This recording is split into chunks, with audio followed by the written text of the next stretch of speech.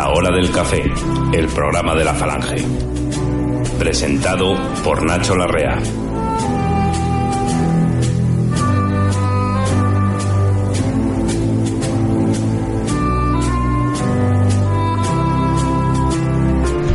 Buenas tardes, camaradas, compatriotas. Empieza La Hora del Café número 102 y estáis invitados a escucharlo.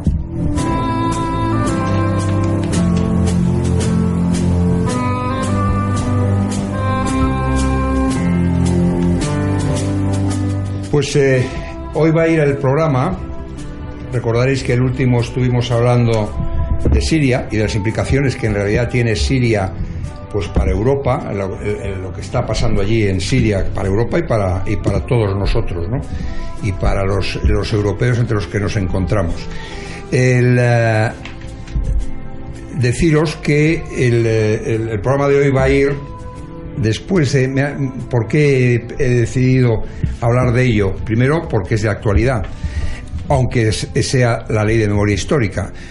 Normalmente a nosotros siempre se nos acusa, en este caso y en este programa, infundadamente, porque jamás, en contadísimas ocasiones hablo de cosas pasadas, sino de la actualidad más rabiosa, para ser ya cursi total. Pero la ley de memoria histórica, los que nos acusan siempre de hablar de cosas del pasado y tal, son ellos los que están continuamente, curiosamente, los que continuamente hablan del pasado.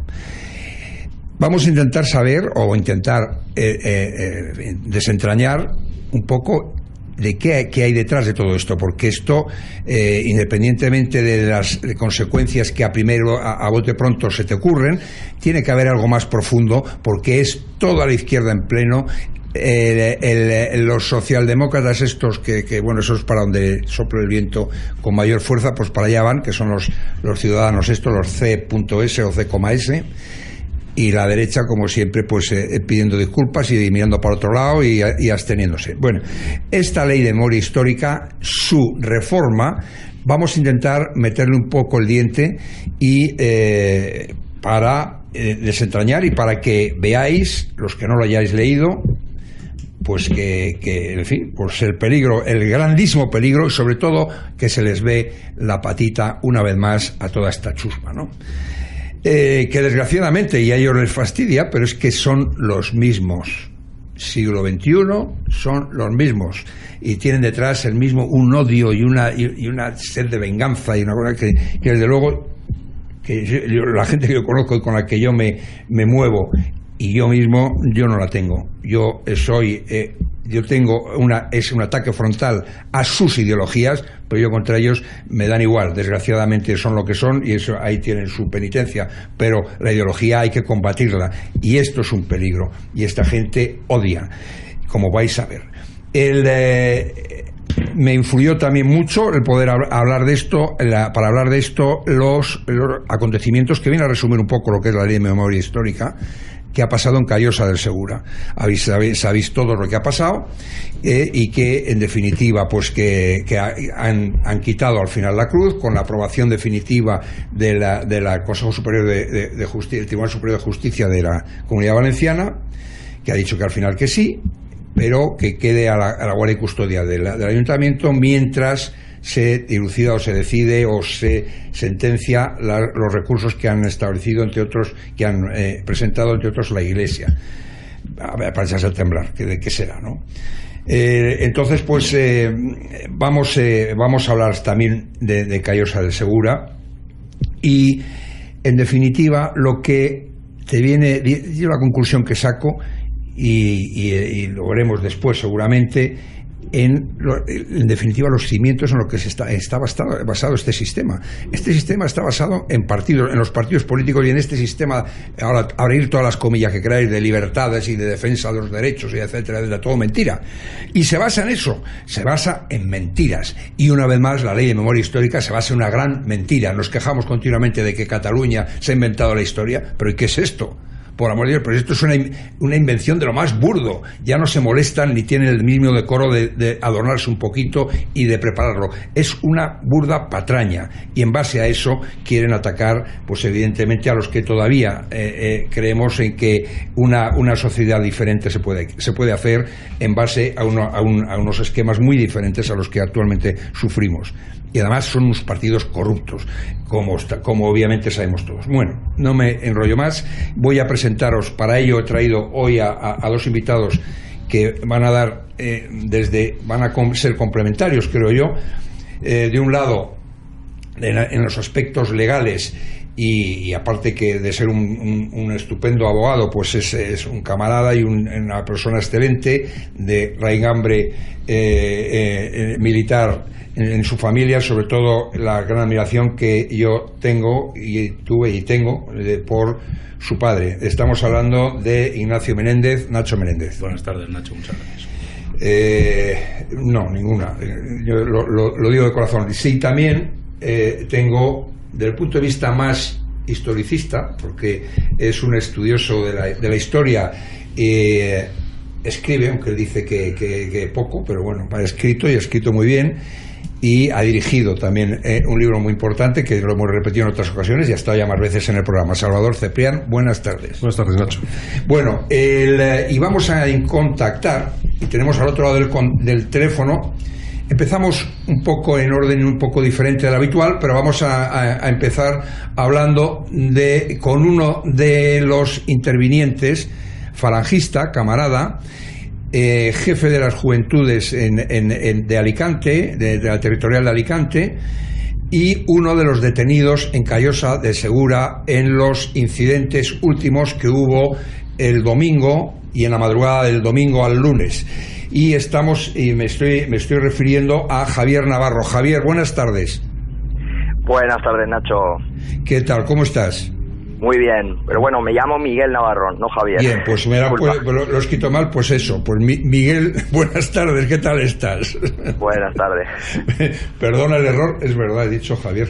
Bueno, no, pero bueno, lo importante es que eso sí es verdad, que tú estabas en Callosa de Segura, igual que más camaradas de la territorial de allí, de gente joven, porque lo primero que están difundiendo siempre, que todos los 400 días, que en definitiva el pueblo se ha rebelado contra la decisión del ayuntamiento de la retirada del crucifijo. Quiero que me relates, bueno, habéis estado dando el callo, valga la redundancia con lo de Callosa, habéis estado dando el callo en ese pueblo durante muchos días. Quiero que me relates, porque la gente supongo que está al corriente, porque ha sido noticia a nivel nacional en todos los medios, qué es lo que... primero, ¿qué ambiente había y hay en el pueblo en relación con el crucifijo? La realidad, ¿qué hay de real en que el pueblo está en contra, o es que hay una división me imagino que habrá gente que sí, habrá gente que no, pero se les ha visto demasiado activos y demasiado, digamos, firmes en sus creencias, cosa que a mí me sorprende con todo lo que está cayendo en España. Efectivamente, Nacho, como dices, nosotros los falangistas de Alicante llevábamos junto a los vecinos, llevábamos más de 400 días a pie de cruz defendiendo pues ese símbolo, ¿no?, que homenajea a nuestros caídos, ese símbolo cristiano también. El ambiente que se ha vivido en Callosa siempre ha sido de un total apoyo hacia la permanencia de la cruz. Así lo han demostrado los vecinos durante estos 400 días últimos, que han estado concentrándose a pie de cruz en contra de la decisión del Pleno del Ayuntamiento para retirarla. Se han realizado durante estos 400 días diversas concentraciones vecinales, bastante numerosas, hay que reconocerlo, y yo sinceramente opino que la mayoría del pueblo de Callosa, y así lo ha demostrado, está en contra de la retirada de esta cruz. Y una pregunta, entonces, está en contra, pero efectivamente la mayoría, la composición del ayuntamiento es que la mayoría de los votos fueron para el PP, Pero lo que pasa es que la suma de Podemos e Izquierda Unida y PSOE daba un diputado más, con lo cual consiguieron hacerse con la alcaldía, ¿correcto? Exactamente. Actualmente el Ayuntamiento de Callosa es gobernado por un tripartito de Izquierda Unida con un alcalde del PSOE y un partido local que afín a Podemos, que se llama Somos. Y bueno, sí, claro, como en tantos otros ayuntamientos de España, pues se han unido para poder desbancar al Partido Popular. Oye, ¿y vosotros qué en el pueblo habéis tenido os han recibido bien, en fin, con cariño y tal, aunque la plataforma de defensa de la Cruz siempre quería tener una posición muy pulcra, muy aséptica, e incluso se quitaron los nombres, o se taparon al menos los nombres de los caídos que figuraban en la cruz, o en el pie de la cruz, no sé si era en el pie. Sí, es cierto. A ver, nosotros ya desde el año 2016, en marzo del 2016, cuando se estaba llevando a cabo el pleno en el que se iba a votar la retirada de la cruz, nosotros estuvimos allí, protestamos en el pleno, incluso fuimos expulsados del pleno por protestar en contra de estas medidas, pero al salir del ayuntamiento recuerdo con alegría que muchos vecinos del pueblo nos recibieron con vítores y aplausos a los falangistas que estuvimos allí.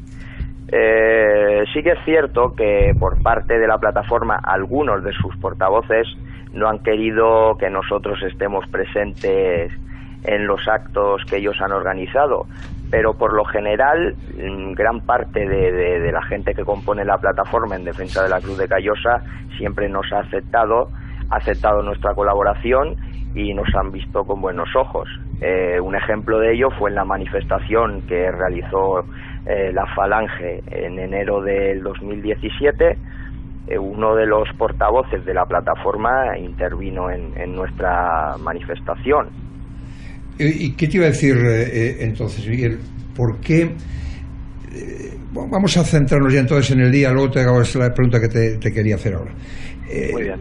El domingo, cuéntanos qué pasó el domingo, que en teoría, empezaron a intentaron desmontar la cruz, o de quitar la cruz de su pedestal, os opusisteis, y hasta que llegaron a un momento en que con la colaboración inestimable del delegado de gobierno de Alicante, ¿no?, que es del PP, pues mandó ahí a un montón de guardias civiles. Cuéntanos qué pasó exactamente hasta que llega la Guardia Civil el domingo por la noche, supongo, no lo sé.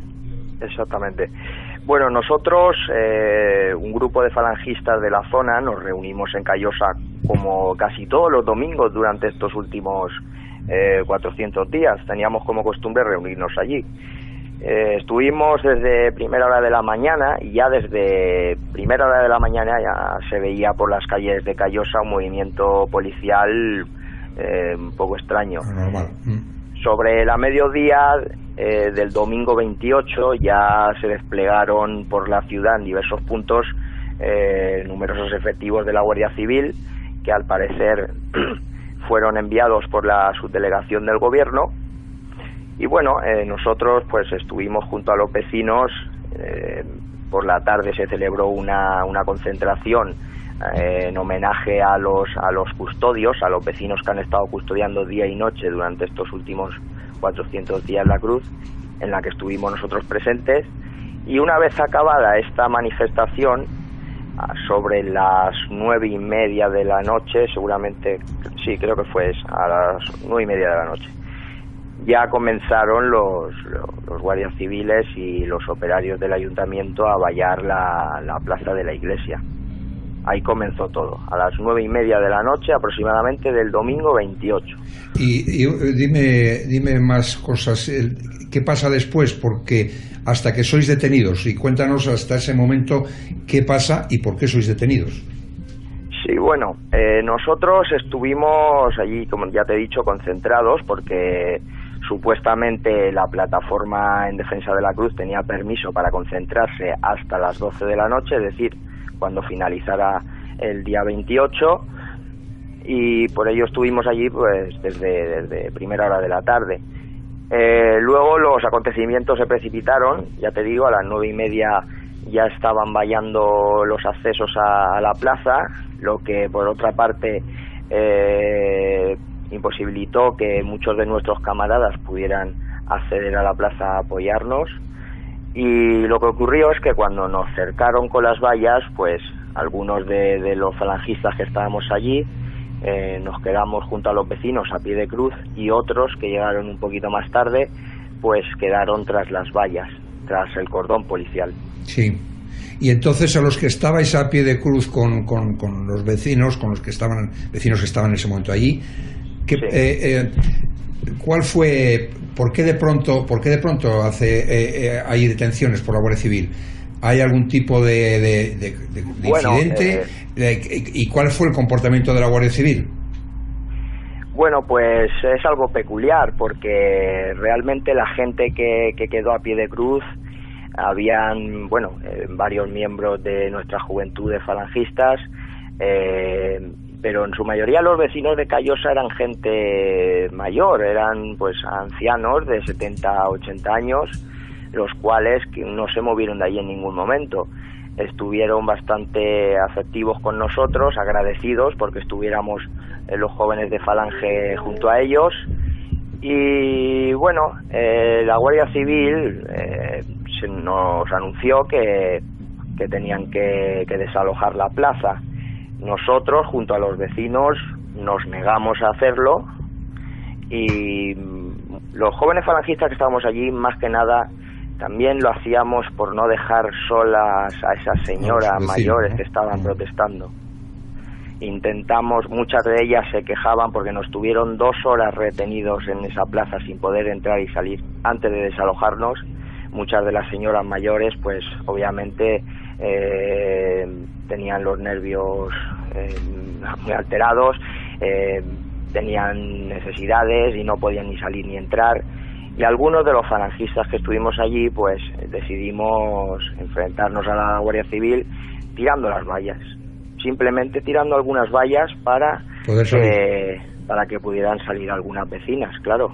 Es que estábamos acorralados totalmente. Durante 2 horas. Durante 2 horas. ¿Y qué pasó entonces? ¿La Guardia Civil qué hizo ante el hecho vuestro de intentar salir y dar un poco de ayuda, ¿no?, a las personas que estaban allí? Sí, claro, nosotros simplemente lo hacíamos por ayudar a las señoras que habían allí.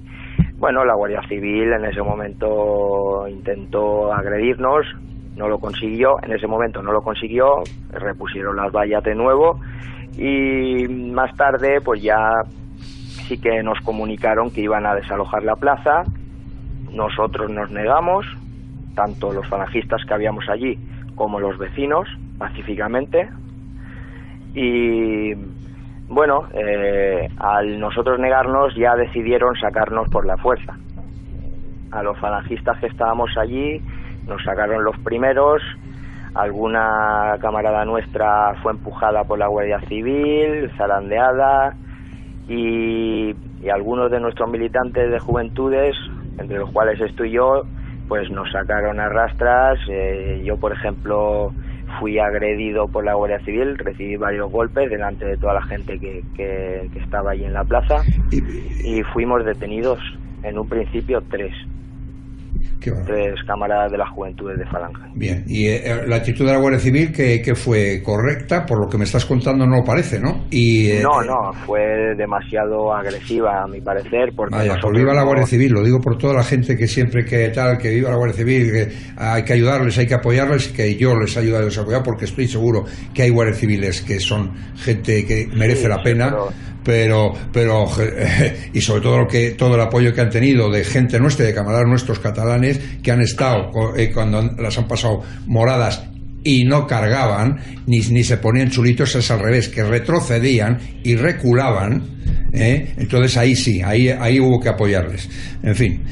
Sí, pues con nosotros todo lo contrario. Ya. Con nosotros ejercieron una violencia desmedida. Yo creo que era excesivo que ante unos chavales de 20 años y unos señores mayores de esa forma, y con las señoras mayores igual, se produjo un hecho curioso, que cuando yo fui detenido le dije a un guardia civil, le dije, mira, hace unos meses, en octubre, estuve en Barcelona manifestándome y dando vivas a la Guardia Civil, digo, y hoy me sacáis a palos, me sacáis arrastrándome y encima me golpeáis. ¿Y qué te dice? Cuando nada, se reían en mi cara, e incluso cuando me golpeaban me decían, no querías que te sacáramos a la fuerza, ahí tienes la fuerza.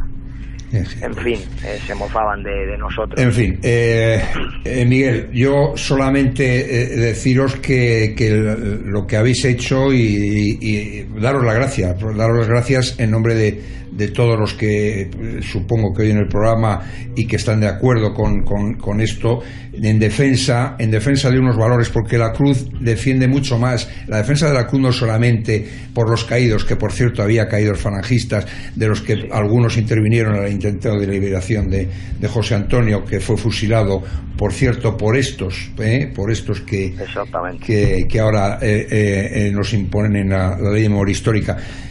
Pues repito, daros las gracias, seguir en esta lucha y que sirva por lo menos que desde la hora del café como reconocimiento a vuestro esfuerzo y lo que habéis hecho por estos 400 días, y al pueblo de Callosa, pues que hay que seguir, no se puede bajar la guardia con esta gente, hay que seguir, nos quitan la cruz, pues seguir dando la paliza y seguir en la brecha, porque tenemos la razón. Miguel, nada más gracias, Nacho. Decirte que gracias y estaremos en contacto, y muy, muy fuerte arriba España. Arriba siempre, camarada. Muchas gracias.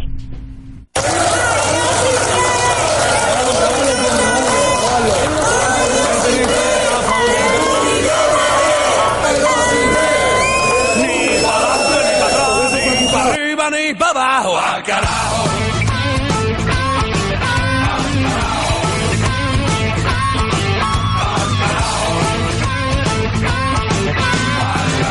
Al carajo, que se vayan al carajo, al carajo. Bueno, pues los que habéis oído, las voces que habéis oído antes, eran los que estaban al lado de la cruz mientras agredían a nuestros camaradas y a los vecinos de Callosa, pues reclamando la Segunda República. Como veis, pues eso es lo que es la ley de memoria histórica. Lo que ellos quieren establecer no es la concordia, el reconocimiento, reparación y dignificación de las víctimas y de tal y bla bla bla, y los que lucharon en defensa de las libertades y tal. No, ellos quieren la Segunda República y cargarse a todo lo que esté enfrente, que obviamente enfrente pues está poca gente, desde luego no está ni el PP ni Ciudadanos. Vamos a hablar entonces rápidamente, para meternos ya en harina, porque nos hemos hablado más de lo previsto con Miguel, pero en fin, vamos a hablar de la ley de memoria histórica. La ley de memoria histórica, solo como antecedentes para meternos directamente en la reforma de esta ley, ¿no? O la propuesta que ha presentado Margarita Robles, la ex jueza o jueza, no sé si seguirá siéndolo, que es la portavoz para estos asuntos del PSOE en el Congreso. Históricamente hubo una condena al franquismo del Parlamento, en el cual todos, inclusive el PP, se condenó al franquismo. Fue en noviembre del 2002. Y ahí ya se hablaba de las fosas, de que había que remover fosas, y venga la fosa para arriba, la fosa para abajo, etcétera. Después vino la aprobación de la ley de memoria histórica en el 31 de octubre del 2007, con la abstención del PP y el voto favorable de PSOE en la época de Zapatero, Izquierda Unida, lo que conocemos todos, con lo cual no voy a perder el tiempo ahí. Y ahora viene la recuperación de esta ley de memoria histórica, que se ha presentado con proyecto de ley el 22 de diciembre del 17. La primera pregunta genérica es: ¿por qué es importante esto? ¿Por qué es importante que estemos hablando de la ley de memoria histórica, que en definitiva es hablar del pasado, que ellos nunca dejan de hablar? Bueno, es importante, Nacho, porque al final volvemos a lo mismo, ¿no? Lo que se pretende es, incluso por la vía de una proposición de ley ordinaria, modificar leyes orgánicas como son el Código Penal, introduciendo un nuevo apartado en el artículo 510, el famoso delito de odio introducido en nuestro ordenamiento penal en 2015, e igualmente leyes orgánicas como la del derecho a asociación, con la única finalidad de ilegalizar todas aquellas asociaciones o organizaciones políticas, en definitiva, también fundaciones, pero es verdad que las fundaciones se regulan por una ley ordinaria y sí podría ser modificado por este trámite, que exalten o que simplemente defiendan o recuperen la memoria pues del régimen del general Franco, de la guerra civil o de todos los que tuvieron protagonismo en aquellos años. Pero ¿por qué, Salvador, ese empeño en volver a este asunto? Empezaron con las calles además con unas cosas completamente ridículas. Querían quitar a gente porque la ley de memoria histórica hablaba de los que enaltecieron o se sumaron al golpe, y ahí estaban todos los asesinados. Estaba la calle de Calvo Sotelo, la calle José Antonio Primo de Rivera, la calle Ramiro Ledesma, las calles de todas las calles de gente que ni había olido la guerra, porque los asesinaron antes. Pero ¿por qué? Es que no consigo entender ¿por qué este empeño tan desmedido, ¿no? El posmarxismo perdió la guerra contra el liberalismo con la caída del muro de Berlín. Lo que ha sucedido después es que lo que se ha producido es dos fenómenos muy importantes, que es la globalización política y la mundialización de la economía. A partir de estos dos conceptos, el liberalismo deja a un lado lo que es su ideología y la izquierda recoge la ideología, que es lo que nosotros estamos llamando ahora mismo lo políticamente correcto, que sería pues una especie de un nuevo materialismo filosófico, que es el que intenta imponer. Y lo está intentando imponer, ¿por qué? Porque esto ayuda tanto a los intereses de esta supuesta liberalismo como el marxismo, que es acabar con las sociedades tradicionales. Es decir, se quiere acabar con el Estado, se quiere acabar con la familia, se quiere acabar con la religión, se quiere acabar con los grupos étnicos identitarios. ¿Para qué? Pues en primer lugar, para que el gran poder económico no tenga ningún tipo de freno ni elemento que se pueda enfrentar a sus principios, y en segundo lugar el marxismo, que lo que va es a buscar elementos que puedan convulsionar la sociedad que está estructurada. ¿Qué es lo que sucede? Que como desde el punto de vista económico, al que se ha dedicado el liberalismo, ellos actualmente tienen una victoria total y absoluta y no tienen enfrente ninguna propuesta de izquierdas, sí han cogido la izquierda la bandera de la cultura. Entonces, ¿la cultura qué es lo que hace? Establecer en más una sociedad como la nuestra, que no tiene formación, no tiene cultura, clichés que la gente los coge rápidamente. Entonces, bajo el principio de la libertad, todo lo que se opone a la libertad es malo. Entonces, pasando del principio que el nazismo es malo, el fascismo es malo, el franquismo es malo, se llega al cristianismo es malo, y al final todo se combate, de tal manera que al final lo único que van a dejar es lo que es su propia ideología como elemento referente de la sociedad, y de ahí me imagino que intentarán hacer luego el pulso económico al mundo liberal. Pero yo creo que en este ámbito es donde se mueve y el porqué de estas estrategias, porque todo lo que son pequeñas luchas que día a día van ganando y no tienen una respuesta, ni por la derecha, que ya no existe en España, ni por el liberalismo, porque les deja las puertas abiertas. Pero claro, en un momento determinado, al final ellos también estarán en ese listado de lo que inicialmente se considera un atentado contra la libertad, luego se estigmatiza, luego, como bien ha dicho Nacho, se penaliza. Y luego, ya no solamente que se penalice, sino que lo que se busca es clientelismo.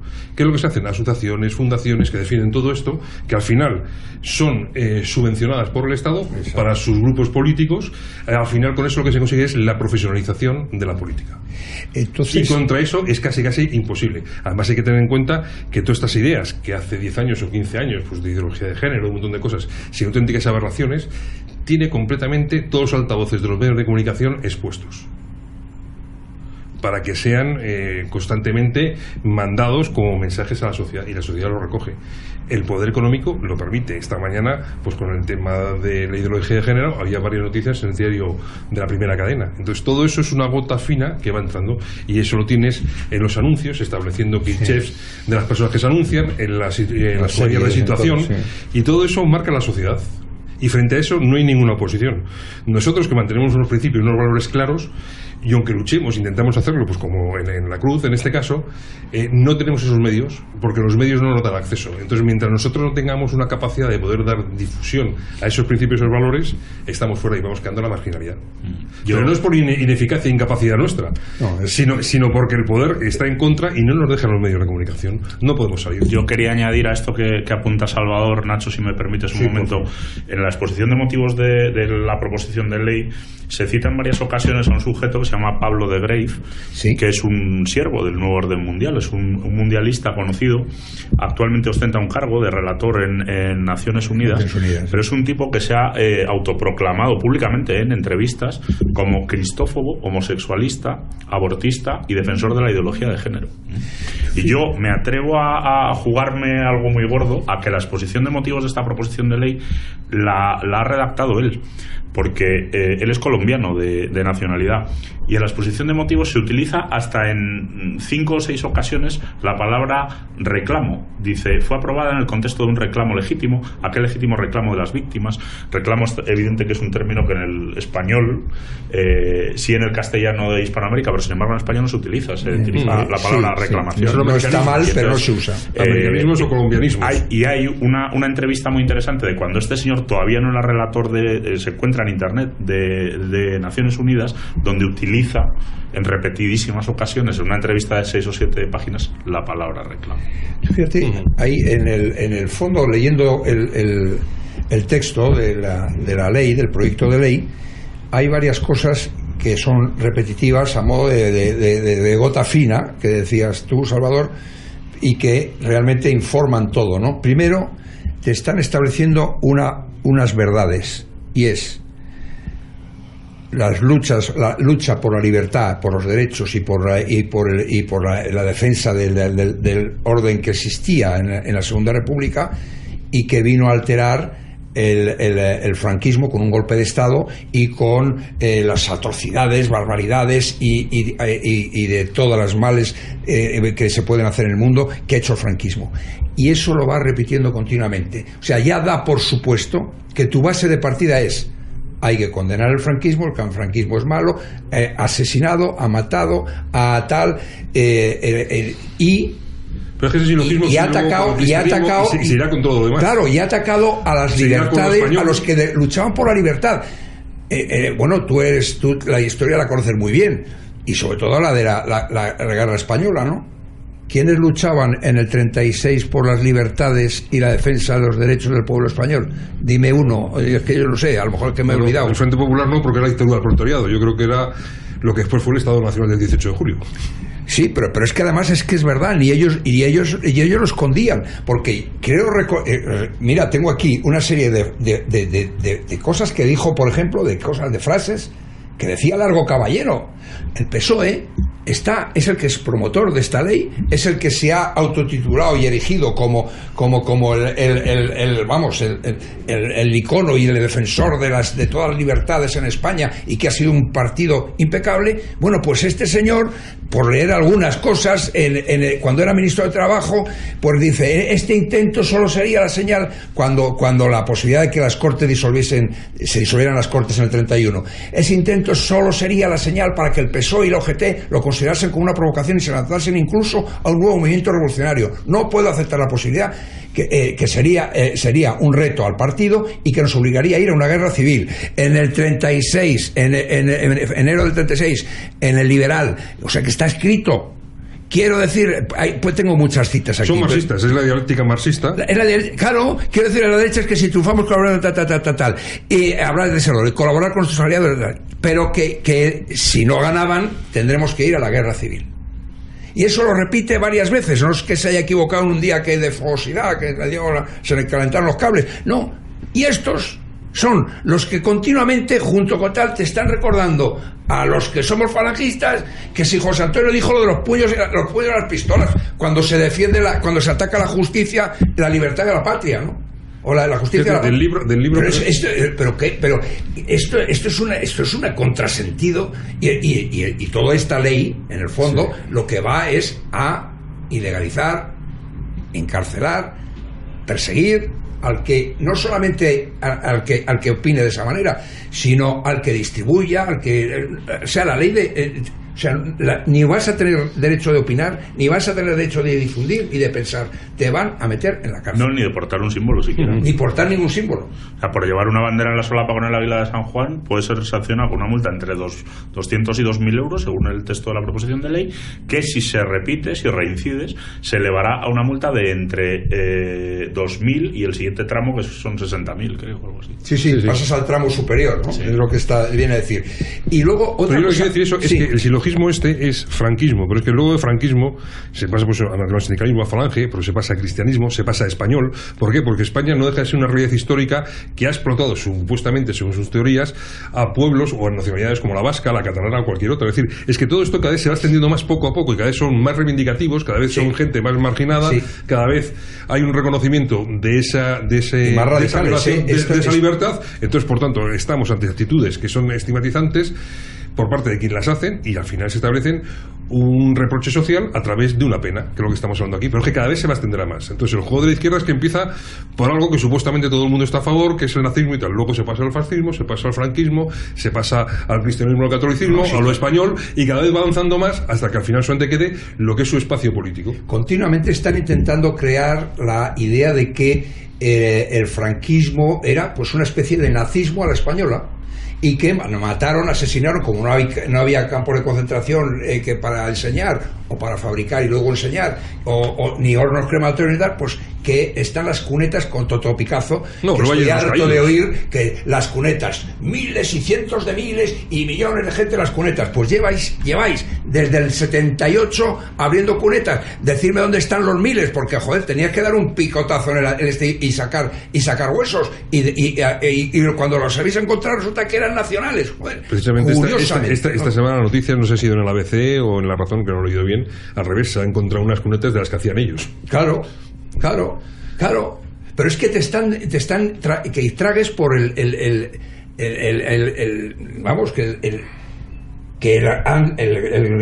franquismo es asesino. El franquismo ha asesinado durante la guerra, posteriormente a la guerra, e incluso, que lo hablaba antes con Nacho Menéndez, incluso hasta el 78. O sea, hasta que hasta que tuvimos la Constitución. Con lo cual, pero ¿de qué estamos hablando? Claro, y ese silogismo... Es una estrategia política, que lo que pasa es que la gente no se da cuenta y los adversarios tampoco se dan cuenta, y lo que pasa es que se va dominando, y entonces toda persona, todo grupo político que se oponga a eso es estigmatizado de fascista, de nazi, de criminal. Entonces nadie se atreve. Sí, pues son los defensores de las libertades, y aquí dentro de poco o vas a piñón fijo o como mires para un lado te cae el hachazo, ¿no? Otra de las cosas que decía Nacho en la ley de fondo, siempre digamos que justificaban esta ley no per se, porque el franquismo era muy malo y asesino y todo, etcétera, etcétera, y sobre esa historia que han inventado, sino porque se basaban en el incumplimiento flagrante y las violaciones graves de los derechos humanos entre el 36 y el 75, cuidado, y que la ley asumió eso, y al hacer suya también esa ley del 2007, la de memoria histórica, la condena al franquismo, que está en el informe de la Asamblea Parlamentaria del Consejo de Europa, que se firma en París en marzo del 2006. O sea, es que lo dicen fuera. Y entonces, como nosotros tenemos que respetar la legislación y estamos inmersos en este mundo global, lo dicen fuera, tenemos que acatarlo. Y que han dicho fuera que han condenado el franquismo de esa manera tan tajante que lo ha asumido la ley. Pues mira lo que dicen fuera, Nacho. Efectivamente, la exposición de motivos, que es muy interesante de leer, porque es donde ves verdaderamente cuál es el espíritu, ¿no?, de la futura ley, si es que se llega a aprobar, que yo estoy seguro que sí. Esa resolución del Consejo de Europa, lo que dice son 4 cosas. Dice que se inste al gobierno español, en primer lugar, a poner en marcha una comisión nacional de investigación sobre las violaciones de derechos humanos cometidas en el régimen franquista. Segundo, que se continúe poniendo a disposición de todos los historiadores e investigadores el fondo de archivo, en definitiva, que bien es correcto. Tercero, a instalar una exposición permanente en la Basílica subterránea del Valle de los Caídos, donde está enterrado el general Franco. Y cuarto, a invitar a las autoridades locales a que erijan monumentos en memoria de las víctimas del franquismo. Entonces, esas esas 4 recomendaciones, que son las del Consejo de Europa, que son bien sencillas e individualizables perfectamente, que podemos estar de acuerdo con ellas o no, pero dan pie a una proposición de ley de 32 páginas, donde se empieza hablando de las brigadas internacionales y se termina modificando el Código Penal, que es una ley orgánica por vía de ley ordinaria, insisto, imponiendo penas a los disidentes de este sistema, grabándoles con multas de hasta 150.000 euros por alterar el sistema de los planes de fosas y demás que tienen preparados. Pero es que además ya no es para el que actúa a favor de esos supuestos principios que se pretenden perseguir con la norma, sino que es que hasta sanciona a sus propios funcionarios disidentes. Hay un párrafo peligrosísimo en la ley que dice que el político electo o funcionario público que vote en contra de aplicar, incluso a nivel de administración local, las medidas previstas en esta ley, podrá ser condenado a penas de prisión de entre 6 y 2 años y de inhabilitación para el cargo de la función pública. Inhabilitación posterior, o sea, que sale de la prisión y posteriormente tiene inhabilitación para cargo público. Lo que decíamos antes de que intentan relacionar de alguna manera, inventarse. Yo creo que están intentando hacer más o menos lo que se hizo con la desnazificación después del 45, ¿no? Porque están continuamente... Es que ya no hay, es todo lo contrario. Yo creo que aquí es, que otra vez lo he hablado y tú como jurista lo sabrás, la teoría de tipicidad del derecho nacional socialista alemán, que establecía el elemento del tipo dentro de lo que es el delito. Entonces aquí lo que tipifican es fascista, malo. Entonces quien dé con esos elementos del tipo es el que está cometiendo el acto, sea por acción o por omisión, y va a recibir la sanción, es decir, la pena correspondiente. Entonces el elemento del tipo es los que son fascistas, los que son españoles, los que son falangistas, los que son cristianos, y después seguirá más, porque irán cada vez incrementando la lista. ¿Por qué? Porque eso al final es un sistema de vida, es un sistema de subvención político, y que además ellos lo que quieren es ir dejando desde el punto de vista ideológico fuera a todos los adversarios. Y está clarísimo. Yo aquí veo 2 cuestiones básicas. Una, hablas de la comisión.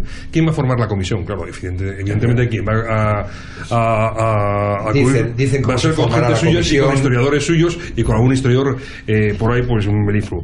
Y después, en segundo lugar, yo creo que tal y como están los partidos políticos, quitando supuestamente el partido Vox, que es de derecha, pero es extraparlamentario y no sé hasta qué punto podría hacer una oposición a esta ley. Yo creo que lo único que podría, y es como se hizo hace unos años respecto a la identidad española, es la Academia de la Historia, pero me temo que en esta ocasión no sé si va a tener capacidad para enfrentarse a este proyecto de ley, que sería la única. Es decir, hace unos años pues se establecía la duda sobre la existencia de España, si había existido o no había existido, ya simplemente por el nombre es algo lógico que exista, y si ha habido por ahí unos conceptos históricos que vienen desde hace más de 2000 años, pues evidentemente ha existido, todo esto se ponía en duda. La Academia salió a establecer verdaderamente la existencia de España y qué es lo que ha sido la España en estos 2000 años.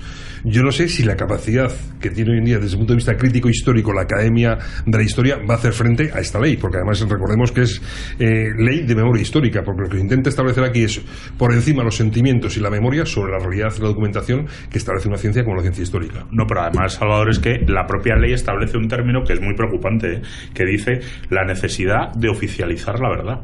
Dice textualmente, o sea, estamos ante el 1984, ellos establecen una serie de verdades que son irrefutables, incuestionables, ¿no? Y establecen unas definiciones, que estoy ahora buscando la definición que hacen de la verdad. Primero, de las víctimas. De las víctimas dicen toda persona que haya sufrido, ¿quién se considera víctima según el proyecto de ley este? A toda persona que haya sufrido daños individual o colectivamente, incluidas lesiones físicas o mentales, sufrimiento emocional, pérdidas económicas o menoscabo sustancial de sus derechos fundamentales, como consecuencia de acciones u omisiones que constituyen una violación manifiesta de las normas internacionales de derechos humanos. Entonces cualquier ciudadano que haya podido participar a través de los partidos políticos en el régimen del general Franco, que estaba prohibido, como todos sabemos, son víctimas. Por ejemplo, yo soy una víctima. Veo que lo bien que escribes, con tu letra, yo era zurdo. Entonces, al ser zurdo, en aquella época me corrigieron. Y entonces, ahora mismo tengo problemas de dislexia cuando era joven como consecuencia de eso. Pues yo me ofrezco a defenderte y a obtener la correspondiente indemnización. Pues nada, lo haremos. Es que eso, y como siempre, el latiguillo que también era víctima por su lucha por los derechos y libertades fundamentales del pueblo español. pero ¿quién luchaba de esta chusma que están promoviendo estos por los derechos y libertades del pueblo español? Pero ¿a quién intentan? Pero es una cosa que están repitiendo continuamente para que quede ya como latiguillo y lo de todo el mundo por hecho, y además como pero déjales y tal. No, déjales no, te están invadiendo tu intimidad completamente, te están dejando sin capacidad de pensar ni de discernir. No, y ese era el error de grupos políticos como Ciudadanos o el Partido Popular, que ambos dos son de centro-izquierda, pero no son ni ninguno de derechas ni nada por el estilo, que al final quedan bajo la sumisión ideológica de la extrema izquierda. Yo creo que volviendo a un apunte que ha hecho Salvador muy interesante al principio, al final yo creo que lo que es muy importante denunciar por nuestro lado es que al final lo que consiste es en montar el enésimo chiringuito para los amiguetes que todavía no han pisado moqueta ni cobrado subvención. ¿Por qué? El artículo 9 dice... Y institucionalizarlo, con eso se institucionaliza. Sí, pero dice, se creará dentro del ministerio competente, que nadie, no dicen en ningún momento cuál va a ser, aunque al final apuntan, parece que va a ser el de justicia. Sí. Dice, dentro del ministerio competente se creará la Dirección General de la Memoria Histórica, bien, con sus cargos correspondientes, claro, su director general, su secretario general, su director de la todos. Y dice, después, dentro de la Dirección General se creará la Comisión Técnica de la Memoria Histórica. No, esa es aparte. Aparte, sí. Esa es la intelectual, la parte intelectual, ¿no?, del proyecto. Pero dice, administrativamente, dice la Comisión Técnica de la Memoria Histórica, que no dice que hará unos planes cuatrienales, o sea, se prevé a largo plazo su vida, y dice, estará compuesta, no dice número mínimo, por profesionales de la medicina forense, arqueólogos, historiadores, sociólogos, psicólogos, juristas, representantes de asociaciones memorialistas, familias de víctimas y cualquier otra persona destacada en materia de memoria histórica. Y dice además que podrá realizar sus actuaciones a través de subcomisiones si fuera necesario. Es decir, la lista es infinita. Claro. Yo he hecho un cálculo en función de las víctimas que podrían encajar aquí a priori, que es muy difícil de cuantificar, pero bueno, por los datos estadísticos que hay. Yo tengo problemas económicos y digo, yo me apunto, yo soy hijo, nieto... Nacho, poner esta ley en marcha costaría en el primer año de su aplicación 600 millones de euros. Digo 600, con dos ceros, 600. 600 millones de euros, cuando en el último gobierno de Zapatero le dieron 6 millones. Le dieron 6.250.000 euros. O sea, los mismos promoventes de la ley en su último año de gobierno le dieron el 1% de lo que ahora están reclamando. Y otra incongruencia absoluta, y viniendo un poco a ahondar en lo que apuntaba Salvador del marxismo, ¿no? El artículo 17, que establece lo de la búsqueda de los niños sustraídos, ¿no? Dice, fijaros, qué importante, qué importante calculan en 30.000 y qué incongruente es este artículo. Dice, por tratarse de un patrón criminal cuya comisión se extiende más allá del periodo franquista, que además se ha demostrado en los últimos casos investigados que casi todos se han producido en los años 80, se establece un marco temporal excepcional para su investigación hasta el 31 de diciembre del año 95, es decir, el final del gobierno de Felipe González. Bien, pues Margarita Robles, que es la que firma y presenta en las Cortes Generales esta proposición de ley, en esos años donde quedan incluidos tácitamente una serie de hechos gravísimos que no se persiguieron por parte de la administración, era secretaria de Estado de Justicia y de Interior, de los dos departamentos, de los dos únicos departamentos que podrían tener responsabilidad por no perseguir estos hechos. Joder. Es una cosa. Dejarme que lea la definición de verdad, que es inapelable para ellos, y cualquiera que ose ponerlo en duda o cuestionarlo, pues puede ser perseguido, porque aquí todo el que cuestione algo de lo que hay en esta ley es perseguido inmediatamente. A efecto de la presente ley se entiende por verdad el derecho imprescindible e inalienable de las víctimas, sus familiares y la sociedad en general a conocer los motivos y circunstancias en que se cometieron las violaciones. Eso es un hecho.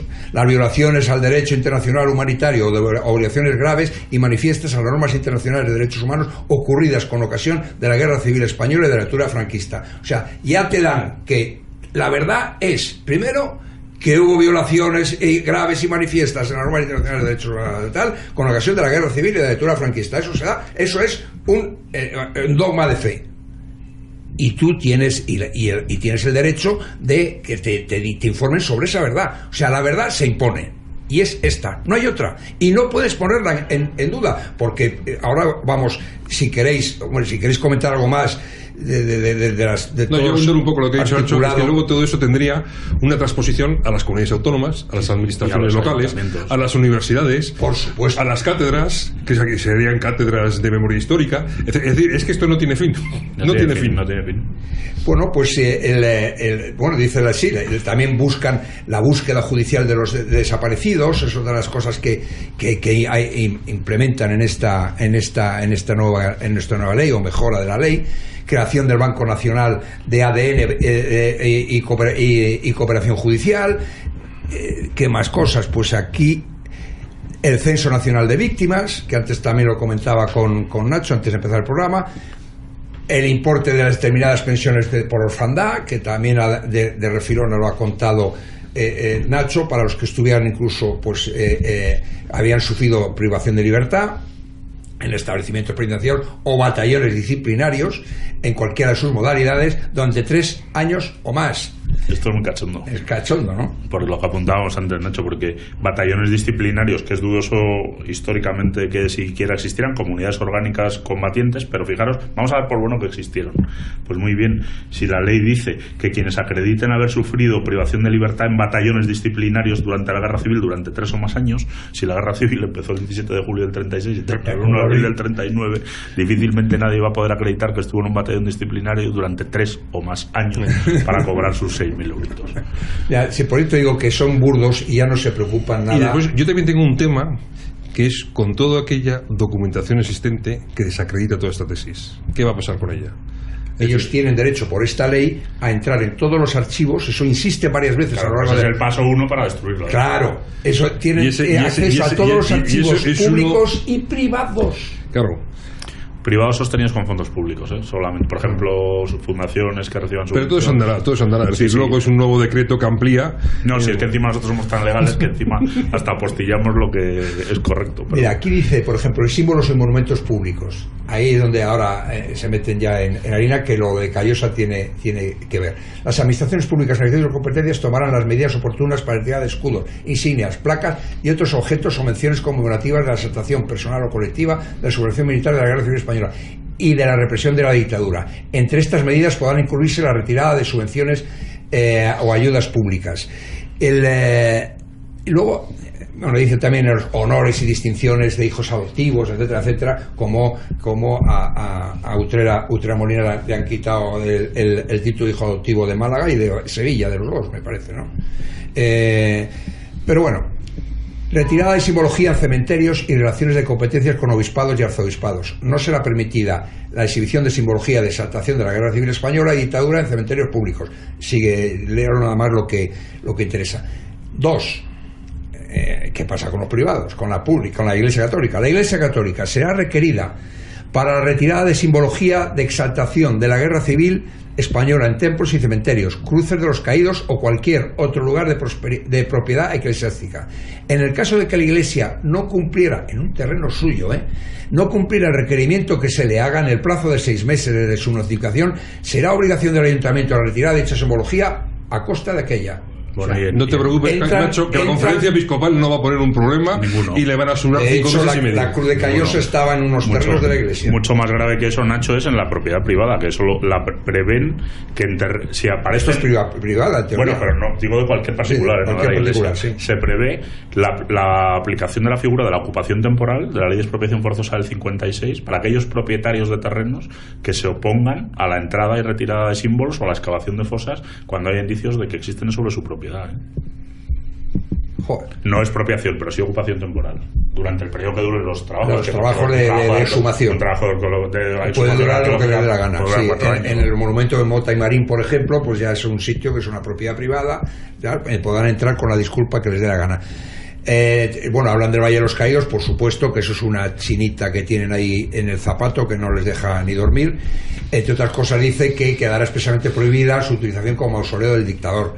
Se procederá en el punto 6, me salto todos los anteriores, se procederá al traslado de los restos de Francisco Franco Mamón de fuera del Valle de los Caídos y los de José Antonio Primo Rivera a un lugar no preeminente recinto o al que designe su familia. Como resulta que es víctima, pues les ha dado corte de momento lo quitan del no, es para dar un elemento de equilibrio falso.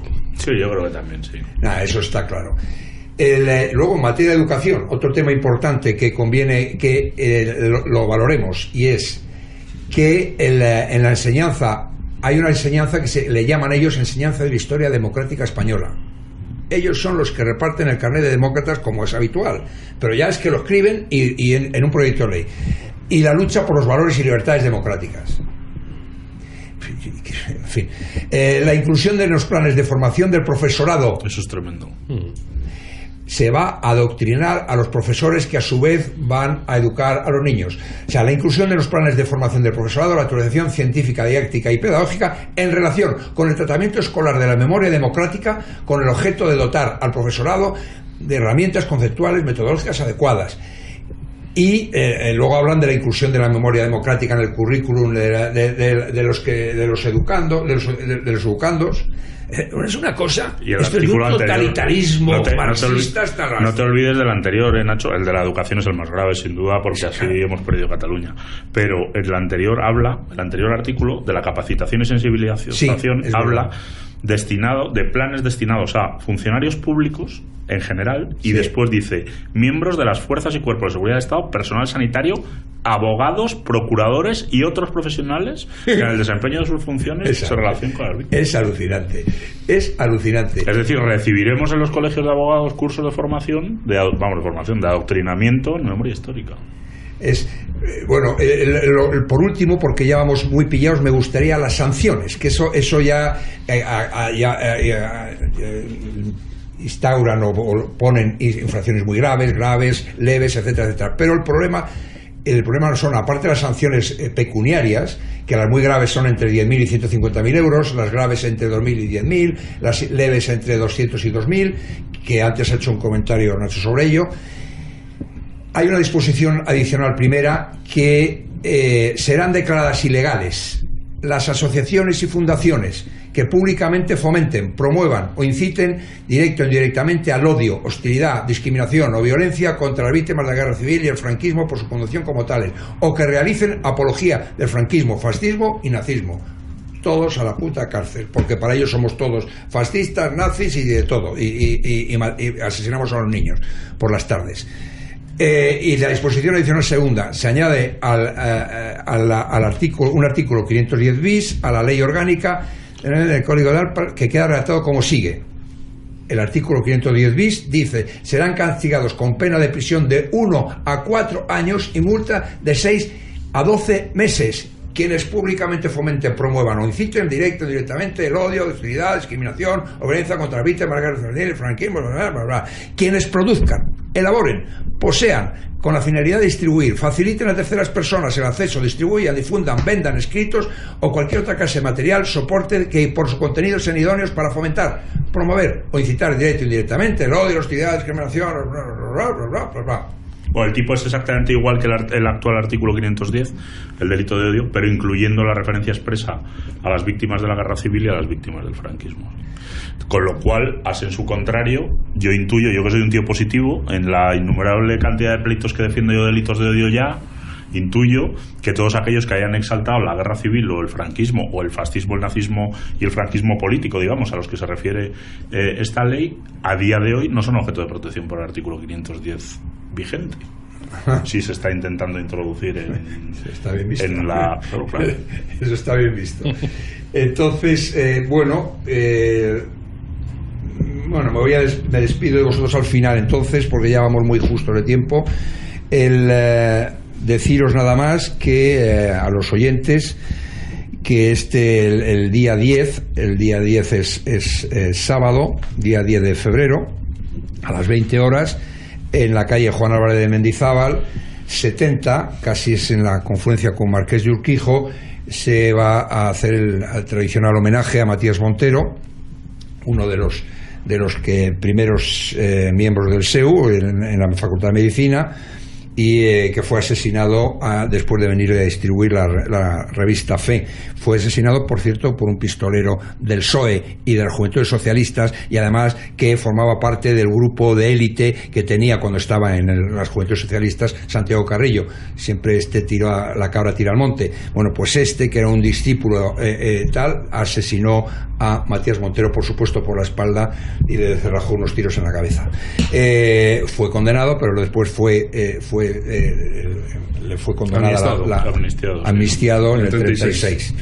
Pues muy bien, esto es lo que tenemos. Creo que espero no haberemos que hayamos sido claros, pero conviene leerse estas cosas y conviene no bajar la guardia y seguir luchando.